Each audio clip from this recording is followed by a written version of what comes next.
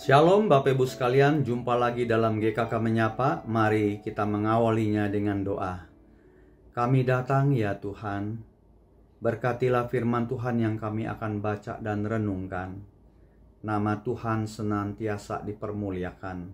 Dalam nama Yesus kami berdoa. Amin. Renungan firman Tuhan berdasarkan Nehemia pasal 2 ayat 1 sampai 10. Saya membacakan ayat 1 sampai 5 dan 8b. Pada bulan Nisan tahun ke-20 pemerintahan Raja Artasasta, ketika menjadi tugasku untuk menyediakan anggur, aku mengangkat anggur dan menyampaikannya kepada raja. Karena aku kelihatan sedih, yang memang belum pernah terjadi di hadapan raja. Bertanyalah ia kepadaku, "Mengapa mukamu muram walaupun engkau tidak sakit?" Engkau tentu sedih hati. Lalu aku menjadi sangat takut. Jawabku kepada raja, "Hiduplah raja untuk selamanya. Bagaimana mukaku tidak akan muram kalau kota, tempat pekuburan nenek moyangku, telah menjadi reruntuhan dan pintu-pintu gerbangnya habis dimakan api?" Lalu kata raja kepadaku, "Jadi apa yang kau inginkan?" Maka aku berdoa kepada Allah semesta langit. Kemudian jawabku kepada raja, "Jika raja menganggap baik dan berkenan kepada hambamu ini, utuslah aku ke Yehuda, ke kota pekuburan nenek moyangku, supaya aku membangunnya kembali." Ayat 8b. Dan raja mengabulkan permintaanku itu, karena tangan Allahku yang murah melindungi aku. Saya memberikan tema utusan Tuhan di muka bumi. Dalam hal ini Nehemia, tetapi saudara dan saya juga adalah utusan Tuhan di muka bumi ini.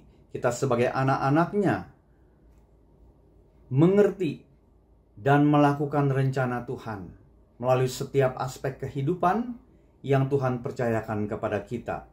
Sebetulnya kalau saudara membaca di dalam pasal 1 terutama ayat 4, Nehemia menangis dan berkabung selama beberapa hari.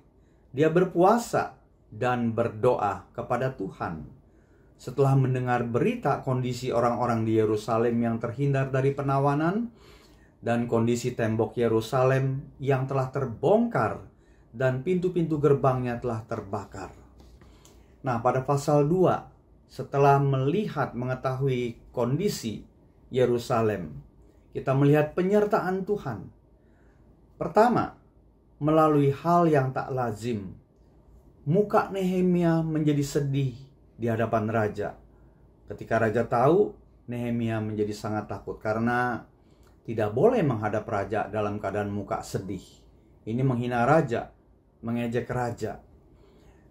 Dan kita belajar pada ayat yang ketiga, Nehemia berterus terang mengatakan kondisi yang terjadi di kota Yerusalem yang telah menjadi reruntuhan. Kalau saudara perhatikan pada ayat 4b, maka aku berdoa kepada Allah setelah raja bertanya. Bukan artinya ketika raja bertanya, sebentar ya saya berdoa dulu. Sebetulnya bukan cuma berdoa, tapi telah berpuasa di pasal 1. Jadi di dalam terjemahan lain atau versi bahasa Indonesia sehari-hari, atau kalau saudara membaca tafsiran, itu di dalam hati dia berdoa. Dia sudah mendoakannya pada pasal 1 ayat yang keempat. Nah, itu penyertaan Tuhan melalui hal yang tak lazim. Dan yang kedua, kita diajarkan milikilah kualitas hidup yang baik.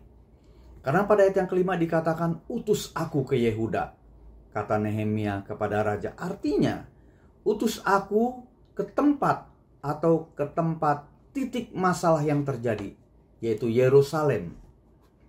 Nah, Bapak Ibu sekalian, di sana juga terjadi dialog pada ayat 6 dan 7. Berapa lama kamu nanti di perjalanan? Apa-apa yang kamu perlukan? Hal-hal yang bersifat administrasi, teknis, dan praktis. Perlu surat pengantar kepada bupati-bupati. Nanti perlu kayu untuk dijadikan balok-balok. Semuanya ini diakui oleh Nehemia semata-mata karena campur tangan Tuhan. Campur tangan Tuhan yang telah mengabulkan permohonan doa. Nah, saudara-saudara, sampai di sini kita belajar, saudara dan saya juga diutus untuk ke daerah konflik. Bukan konflik Timur Tengah atau Rusia yang berperang dengan Ukraina, tetapi di keluarga, mungkin di gereja, mungkin di kantor. Tuhan telah memberikan kepekaan kepada saudara dan saya. Tentu akan terjadi tantangan dari luar, sebagaimana di ayat 9 dikatakan. Nehemia dalam perjalanan ke Yehuda disertai panglima-panglima perang dan orang-orang berkuda dari kerajaan. Harusnya keadaan seperti ini menjadi aman dan sentosa. Faktanya tidaklah demikian, Bapak Ibu sekalian. Pada ayat yang ke-10 ada saja gangguan dari Sanbalat. Sanbalat ini bukan rakyat jelata, tetapi dia adalah pejabat di Samaria.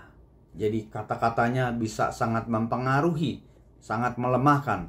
Tetapi dicatat Nehemia pantang mundur, dia maju terus untuk menjawab panggilan Tuhan, utusan Tuhan. Sudahkah saudara dan saya pada hari ini sebagai orang tua, sebagai anak, pelayan Tuhan, atau jemaat, karyawan, atau owner dalam suatu usaha, kita terpanggil melakukan rencana Tuhan, tentunya melalui talenta atau visi yang Tuhan berikan kepada saudara. Lakukan itu, saudara. Mari kita berdoa. Terima kasih untuk firman-Mu ya Tuhan. Kami berdoa untuk jemaat Tuhan yang di dalam pergumulan hidup, baik keuangan, kesehatan, pekerjaan, rumah tangga. Tuhan berkati, Tuhan kuatkan, biar mereka ingat kami semua dipanggil, ada satu tugas khusus yang Tuhan berikan di dalam hati kami masing-masing. Biar kami menuntaskannya di bawah takut akan Tuhan. Dalam nama Yesus kami berdoa. Amin. Tuhan memberkati.